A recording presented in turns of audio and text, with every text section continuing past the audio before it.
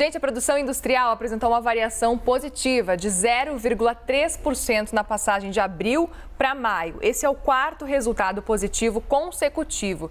Os dados são da pesquisa industrial mensal, que foi divulgada hoje pelo IBGE. E em maio, 3 das 4 grandes categorias econômicas e 19 das 26 atividades industriais pesquisadas apontaram um avanço na produção.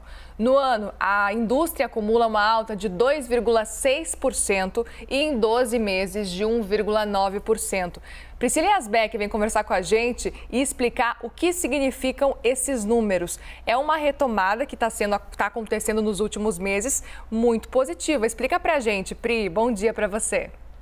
Bom dia, Muriel. Bom dia a todos que nos acompanham.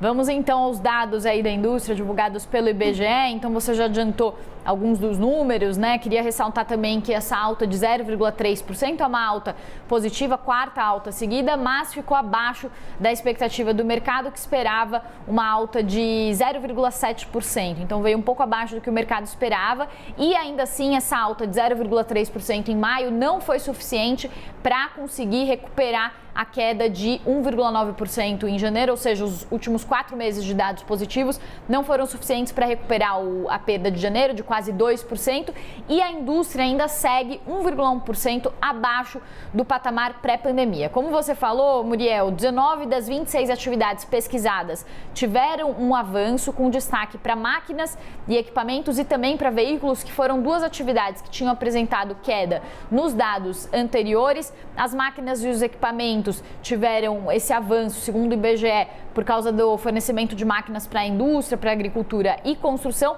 E no caso dos veículos, destacam-se os impactos positivos em automóveis, caminhões e autopeças, né? Então, a economia retomando, o transporte voltando, esses segmentos foram afetados positivamente.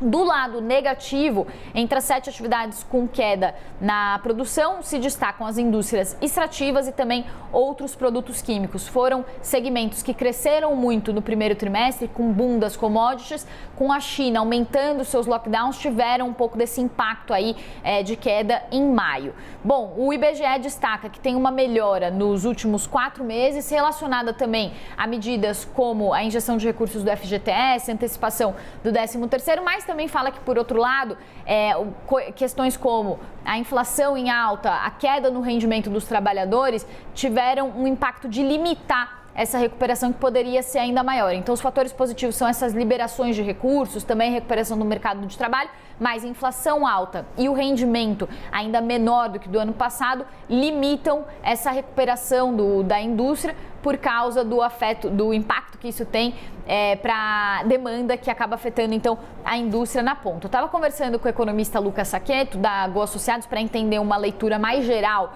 desses dados, e o que ele falou é que os dados da indústria eles seguem um pouco do que a gente está vendo na economia como um todo. Então há uma recuperação, mas é uma recuperação que ela vai perdendo ritmo, em linha também com a perda de ritmo da economia global. Os fatores internos que estão afetando essa perda de ritmo são justamente a inflação e os juros. E aí fica um ponto de atenção, porque os juros estão subindo, a taxa Selic está em 13,25% ao ano, com expectativa de subir mais. Isso impacta os custos da indústria, os custos de empréstimos, e o grande ponto de atenção fica para o segundo semestre, quando os juros estiverem ainda mais altos e fizerem esse efeito maior de esfriar a economia, porque demora um tempo até os juros baterem na economia. Então essa é uma preocupação para o segundo semestre, e segundo Lucas Saccheto, ainda mais com essa discussão toda sobre pacote de bondades, PEC dos benefícios, porque isso acaba elevando ainda mais o risco fiscal e pressionando ainda mais a expectativa de juros, o que pode prejudicar ainda mais a indústria adiante. Volto com vocês.